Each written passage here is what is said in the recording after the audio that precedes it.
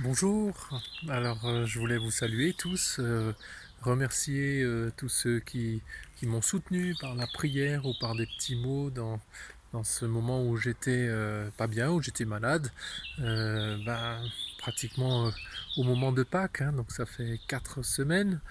euh, Impossible de savoir vraiment si c'était le Covid ou pas. Les médecins disent que oui, c'est fort probable.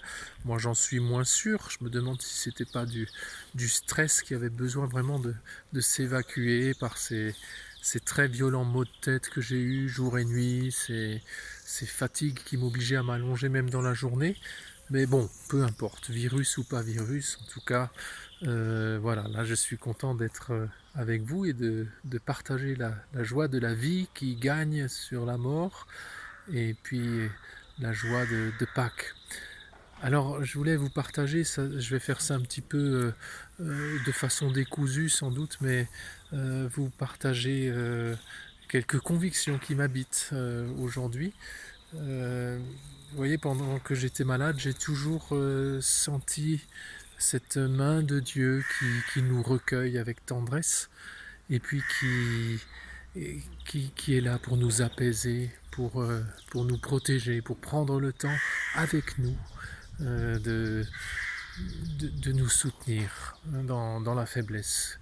Comme un Dieu qui plein de compassion, qui, qui s'abaisse et qui vient à côté de celui qui n'est pas bien et qui discrètement, parfois sans qu'on en soit conscient, mais qui est là. Voilà. C'est ce Dieu-là vraiment que j'ai rencontré une fois de plus. Et puis, c'est vraiment ce Dieu que nous professons dans la foi chrétienne, ce Dieu qui s'abaisse en Jésus et puis qui vient à côté de nous. Alors, ce qui m'a fait mal, ce sont des réactions de gens qui pourtant sont bien intentionnés, mais qui parfois avaient une autre image de Dieu. J'ai entendu parler de ce Covid comme un châtiment de Dieu. J'ai entendu parler de gens qui disaient, ben, après tout, il a fait le déluge, il a détruit toute une humanité qui ne lui plaisait pas pour essayer d'éliminer ceux qui sont mauvais et pour purifier la terre.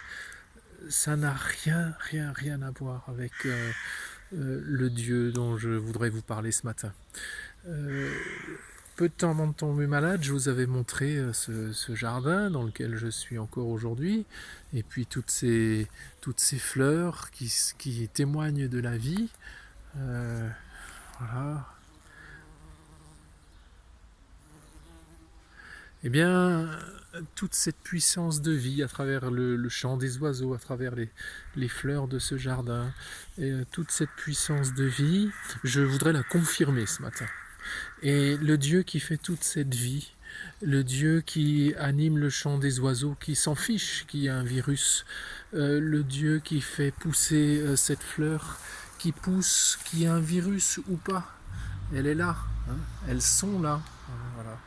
Ce Dieu de la nature et de la vie, ce Dieu qui gagne, mais ce n'est pas celui qui tire des manettes pour semer la mort.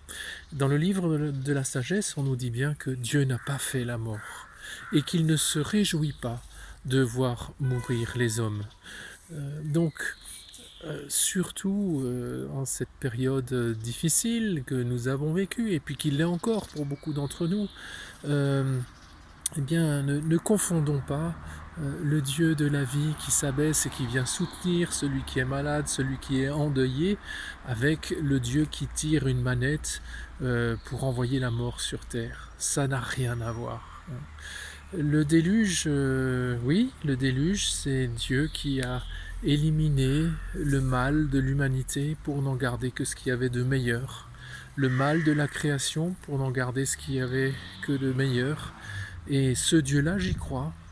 Ce Dieu du déluge qui enlève le mal et qui garde le meilleur et qui fait tout refructifier, qui reconstruit tout à partir du meilleur, c'est ce Dieu-là qui un jour prendra le meilleur de moi et tout ce qu'il y a de mauvais en moi, eh ben, il l'enverra dans les eaux du déluge.